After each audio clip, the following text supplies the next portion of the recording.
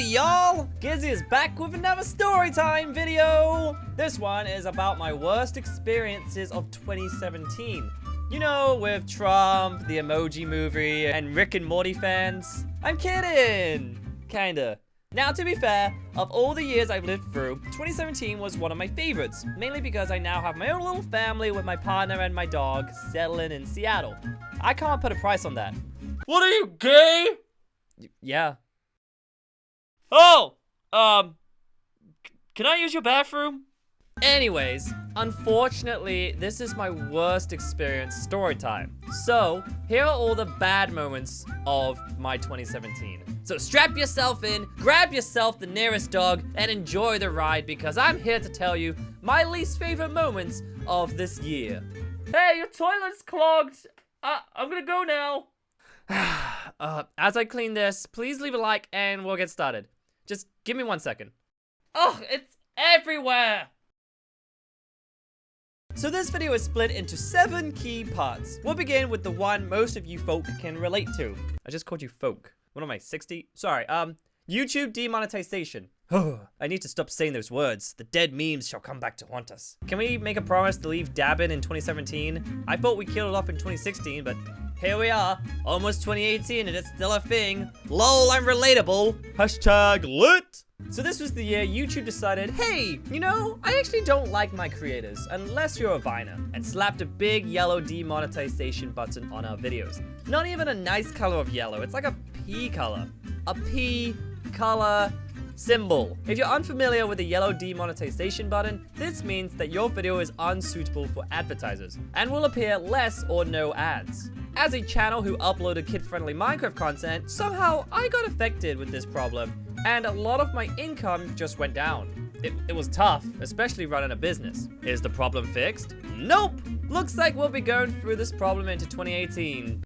Can't wait. No, seriously, I'm nervous about my career and fear about my future, so would someone in YouTube who's watching this video care about me, please? Okay, thanks. Alright, next topic. So 2016, I got a visa and moved to the United States from the United Kingdom. Hooray! I'm finally living my dream I wanted and get to pursue further in my dream of being a writer or director. The problem was, I had to pay tax this year for the UK and the US.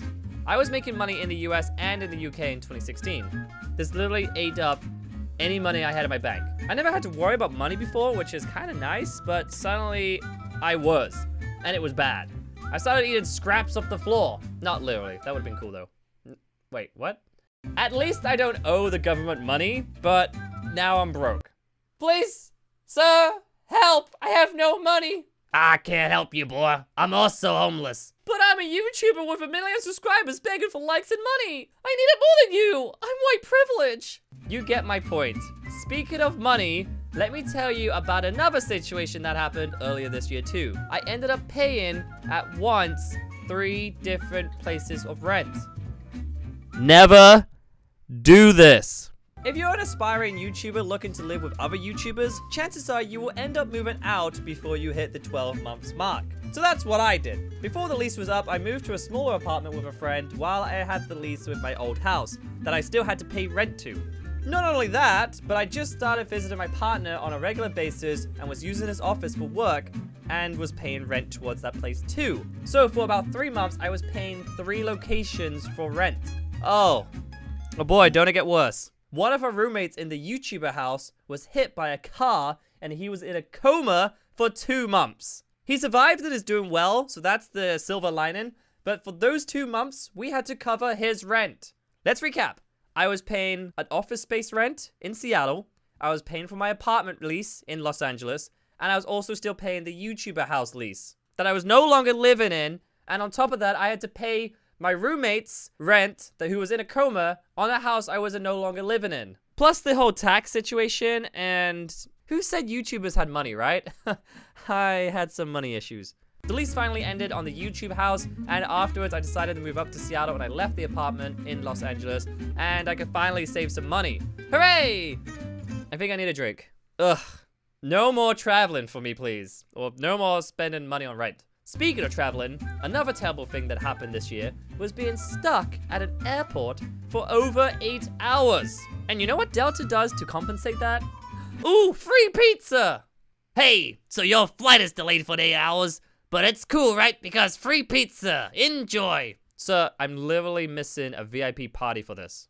But pizza! Wowsies! I missed VIP at a Monster Cat party during E3 because of that delay. I'm pretty sure I cried myself to sleep that night. So the next two things that happened in just 1 week of each other, so I'll add them both together.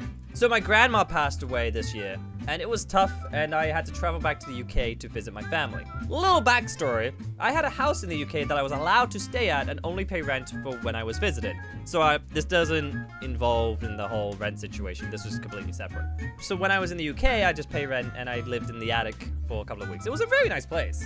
So what they didn't tell me though, was that they were moving out of that house. You know, without telling me. Hey, so I know you have stuff here, etc. But we're moving out in a week and you need to go. I just flew 10 hours from LA because my nan died and you didn't give me any warning. Wow, bummer. So, good luck with that. Peace. We got in a huge argument about it and I ended up getting kicked out of the house at 6 a.m. in the morning. Yikes. Yeah, rough week in the UK for sure.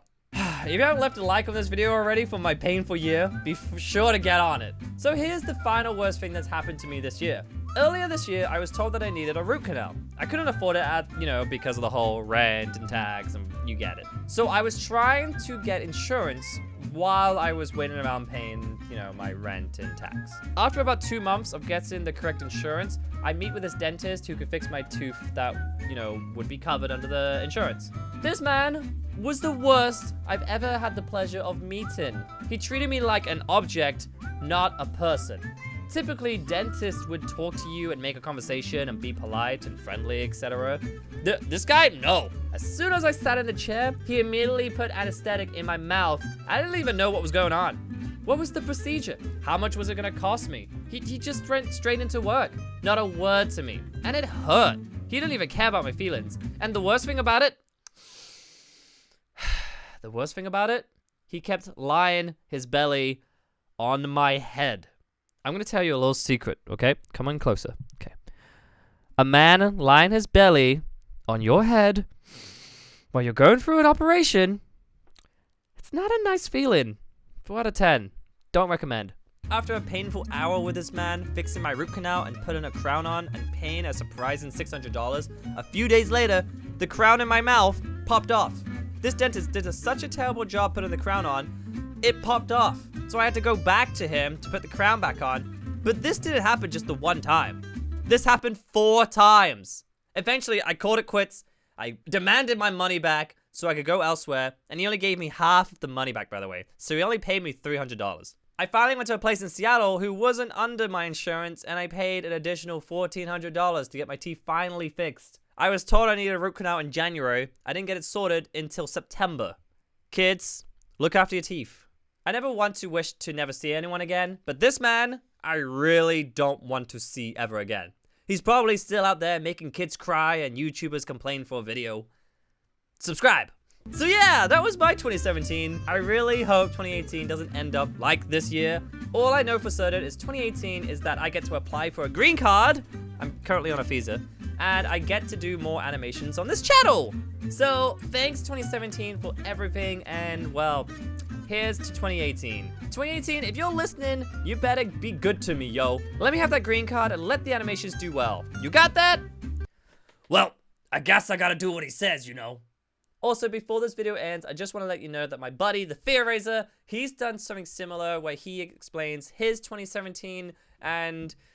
well, it's an interesting video for sure, so make sure you go check him out as well and go ahead and drop a like on this video. I've been meaning to make a video about this for a while to bring awareness around the issue because I've dealt with it and you've dealt with it, and I feel like it's going to continue to grow further as we advance with technology. I want to address this rant as the I won't text you so you won't text me back rant. I hope my misery made you laugh and feel better about your own lives. Leave your own 2017 stories in the comments so I could read them and realize my life isn't the only one that's bad.